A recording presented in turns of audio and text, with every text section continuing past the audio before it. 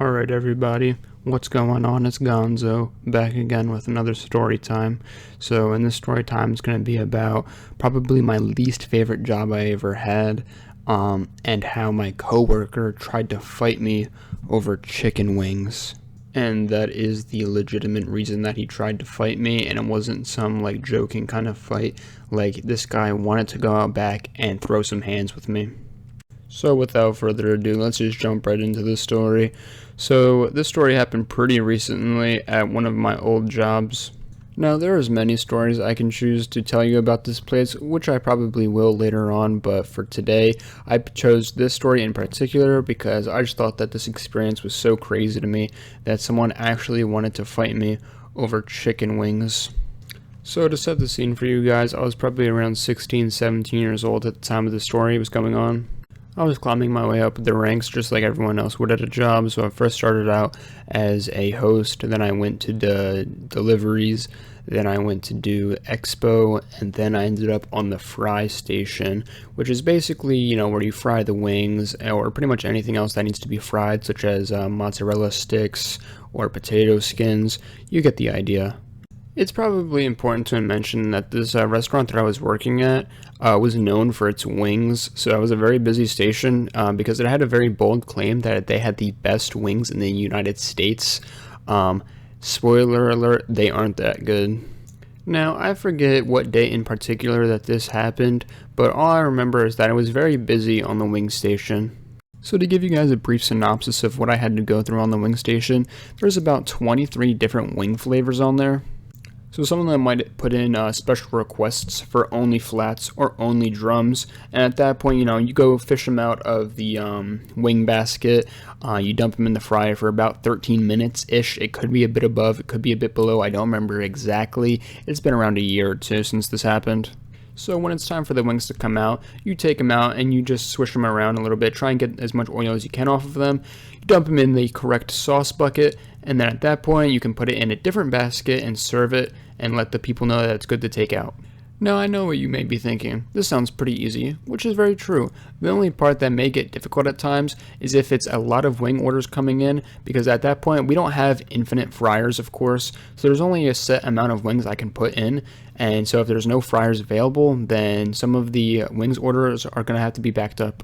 By now I'm pretty sure you guys get the gist of my job, so enough of that. And I'm going to direct your attention towards the main villain of this story. So for privacy reasons, I obviously can't say his real name, but for the sake of the story, we're going to call him Quandale Dingleberg. So Quandale Dingleberg was a relatively new member of the team, and he got the job because of a family member that worked there. And at first I didn't think he was that bad of a guy. He was around my age, probably a little bit younger than me, I believe. And yeah, for the first few weeks, nothing really happened with him. We would talk, but we weren't like the best of buds. If he needed something, I would help him out with it, and vice versa. Really, the only thing that caught my eye about Mr. Dingleberg is that whenever someone told him that he messed up, he wouldn't take it very well. I remember him getting pretty upset at some waiters or waitresses because they would put in a particularly difficult order. For example, a customer might have wanted extra cheese or no cheese at all, along with some extra toppings. Basically anything that was customizable and had to make him change the order up a little bit. And now's a pretty good time to mention what Dingleberg actually does at the restaurant. So me and Mr. Dingleberg worked pretty like shoulder to shoulder, I would say. As you guys know, I was on the wing station, and Mr. Dingleberg was right next to me on the appetizer station. So if you're able to recall, earlier in the story I mentioned how basically my job had anything to do with everything fried, and that includes mozzarella sticks, which is also an appetizer. Meaning that me and him should have worked pretty well together since our stations seem to have been intertwined with one another. However, that simply was just not the case. For example, on multiple different occasions we would have tiny disagreements on silly things here and there, but the worst was yet to come. So on this fateful particular day, everything is going very much the same as it would on a normal day. For example, I'm on the fryer, we have Mr. Dingleberg over here on the appetizer station, and we have the other cooks in the area as well. So, as I mentioned earlier, this was a wing-specific place that claimed to have very good wings, so it would only be natural for people to order said wings. So obviously, since I have people ordering said wings, I need to prepare them, and I guess my screen was much more filled than his was, because as soon as I started working on everything, he had nothing much better to do than talk to me, and I have no problem with that, but the only thing is, I can't really focus and hold the conversation while trying to get out many people's wings. And at one point, I guess he just got fed up with me not responding to him quick enough, which I think is kind of silly in itself, because I mean, come on dude, we're at a restaurant and we're working, so obviously I have better things to do, especially since my screen is so full, and that is exactly what sparked this argument. I told him that I didn't really have time to talk to him right now and I had to get these people's orders out, to which he responded with something like, "Hey Gonzo, I don't like the way you're talking to me right now." To which I responded to reiterate what I was saying with something along the lines of, "Hey Dinkelberg, as you can see my screen is pretty filled right now, so I don't really have time to hold a conversation like this." And he must have gotten pretty angry when I said this, because as I said this, he got up real close to me and started acting like I offended him in some way. And so I didn't really feel like dealing with this right now, so I basically just told him to go back to his station. And I guess he didn't like the idea of what I said, because he then gestured his hand towards like the door to go out back, and basically said that if I don't stop disrespecting him, then we're gonna have to go outside and fight.